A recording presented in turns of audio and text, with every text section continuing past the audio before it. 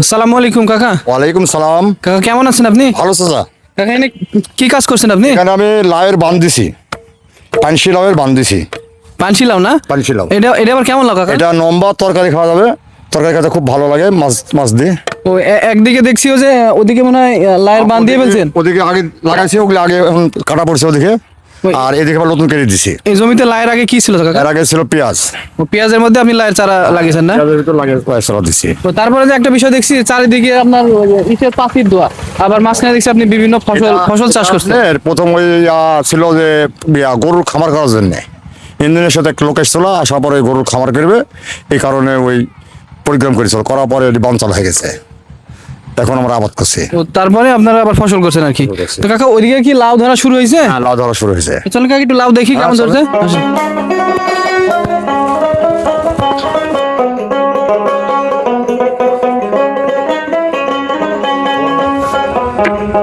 কাকা এটা কি জাতের লাউ এটা? এটা আপনার মেটাল। ও, এখনো কি আপনি বাজারজাত করতে পারছেন একবার? হ্যাঁ, বাজারজাত করেছি।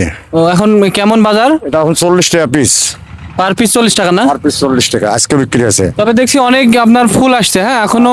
এখন এই পুরোটা আসেনি, তবে এক সপ্তাহের ভিতরে পুরো লাউ চলে আসবে। আর আপনার এই লাউ গাছের বয়স বর্তমানে কত? এখন বয়স হবে আপনার 1.5 মাস। 1.5 মাস না? 1.5 মাস। আর এই ছোটগুলা? ছোট গেলে আপনার 1 মাস হবে। এই জমিতেও কি পেঁয়াজ ছিল?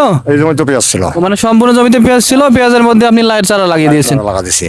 আর লাউ একবার ধরা শুরু করলে এটা কতদিন যাবত আপনি বাজারজাত করতে পারবেন? ধরেন আমি 3 মাসে একদিন পর পর ধরেন আমি লাউ কাটবো, এই জায়গার থেকে 200-250 পিস লাউ কাটবো একদিন পর পর।